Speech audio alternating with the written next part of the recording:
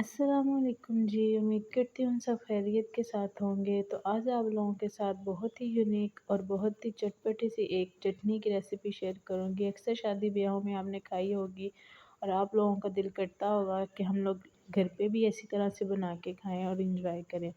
तो आज मैं आप लोगों के साथ शेयर करूँगी इमली आलू बुखारे की चटनी की रेसिपी, जो कि आप खाएँगे इंशाल्लाह आपको बहुत अच्छी लगेगी।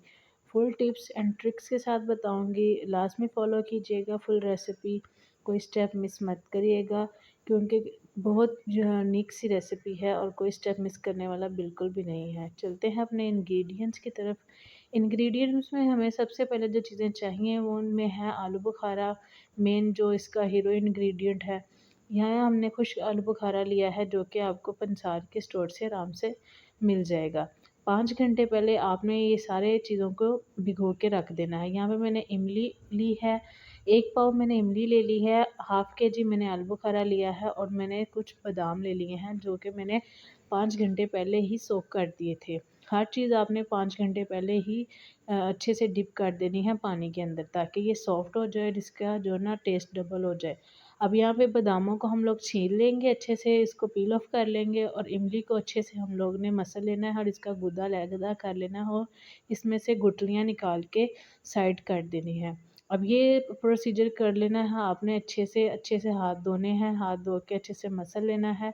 मसल के आपने ये सारा गूदा अलग कर लेना है। नेक्स्ट स्टेप हमारा कुछ इस तरह से होगा कि हमने एक पैन ले लेना है और इसमें सारा अपना जो हम लोगों ने आलू बुखारा डिप करके रखा था वो ऐड कर देना है और साथ ही साथ जो हम लोगों ने इमली का पल्प तैयार किया है वो भी इसके अंदर ऐड कर देंगे और अच्छे से इसको पकने के लिए रख देंगे। अभी फ़िलहाल इसमें कोई चीज़ ऐड नहीं करेंगे, फ़िलहाल इसको पकाएंगे अच्छे से। जब तक इसमें बॉयल आ जाएगा अच्छे से इसको कुक करेंगे और देन हम इसमें अपना नेक्स्ट इंग्रेडिएंट ऐड करेंगे। नेक्स्ट स्टेप हमारा क्या होगा कि हमने इसको अच्छे से पकाना है। जब इस तरह से पकना शुरू हो जाए तो इसमें हमने शुगर ऐड कर देनी है, जो कि हमने 1 कप इस्तेमाल की है। अब यहाँ पे शुगर ऐड करके अच्छे से इसको पकने देना है। जो इसके ऊपर ये सारी झाग आ रही है ये सारी ख़त्म करनी है, इतना इसको पकाना है।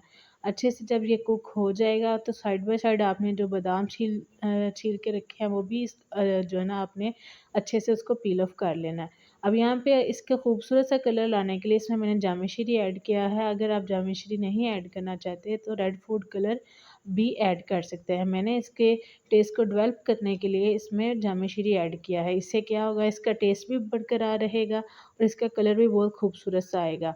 अब हम लोगों ने सारे अपने जो बादाम थे पील ऑफ किए थे, जब तक ये जाग ख़त्म नहीं होगी तब तक ऐड नहीं करने। अच्छे से जब ये जाग ख़त्म हो जाएगी इसके ऊपर आने वाली, तो आपने अपने बादाम जो आपने पील ऑफ करके रखे थे वो भी ऐड कर देने हैं। इस स्टेप ये तकरीबन 5 मिनट लेते हैं सारे स्टेप तैयार होने में। चटनी को ओवर कुक नहीं करना, ये 5 से 8 मिनट के अंदर अंदर ये तैयार हो जाती है हाई फ्लेम पर। अच्छे से इसको हमने बादाम डाल के कुक कर लेना है। अभी हमें ये थोड़ा सा थिकनेस इसकी जो है ना इसकी बढ़ानी है, क्योंकि ये अभी पानी पानी है, पतला सा है। उसके लिए हमने 2 टेबलस्पून कॉर्नफ्लोर के ऐड करने हैं। कॉर्नफ्लोर को हमने 2 टेबलस्पून पानी के अंदर मिक्स करके अच्छे से डिज़ोल्व कर लेना है। देन हमने इसको पकते हुए पानी में ऐड कर देना है और चम्मच को जो है ना हमने चलाते रहना है ताकि लम्स ना बने।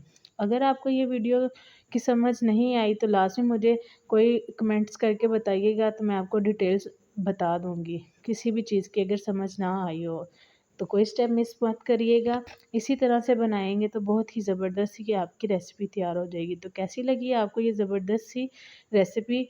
अब इसकी अच्छे से आपने कॉर्नफ्लोर डाल के थिक कर लेना है, तो आपकी फाइनल लुक कितनी हसीन निकल के आएगी, ये आपके घर वाले आपको बताएँगे जब वो ये चखेंगे। तो अगर आपको ये वीडियो अच्छी लगी हो तो लाज़मी लाइक करें, सब्सक्राइब करें मेरे चैनल को और बेल आइकॉन का बटन प्रेस कर लें, क्योंकि मज़े-मज़े की वीडियोज़ आपका वेट कर रही हैं। तो कैसी लगी आपको ये रेसिपी? मज़े-मज़े की वीडियोज़ देखने के लिए चैनल को विज़िट कीजिएगा वो, क्योंकि मैंने बहुत सी मज़े-मज़े की रेसिपी इस पर ऐड की हुई हैं। अब इसको फाइनल लुक के लिए डिश आउट करें और अपने घरवालों को खाने के साथ सर्व करें। बहुत ही मज़ेदार, बहुत ही खट्टी-मीठी सी चटनी रेडी है। तो इसकी थिकनेस चेक कर लें, जो शादी ब्याहों में इसी तरह की हमें सर्व की जाती है। तो लाज़मी ट्राई करिएगा। मिलते हैं अपनी नेक्स्ट वीडियो में, तब तक अपना ख़्याल रखें, दुआओं में याद रखें। ओके जी, फिर टाटा, अल्लाह हाफ़िज़।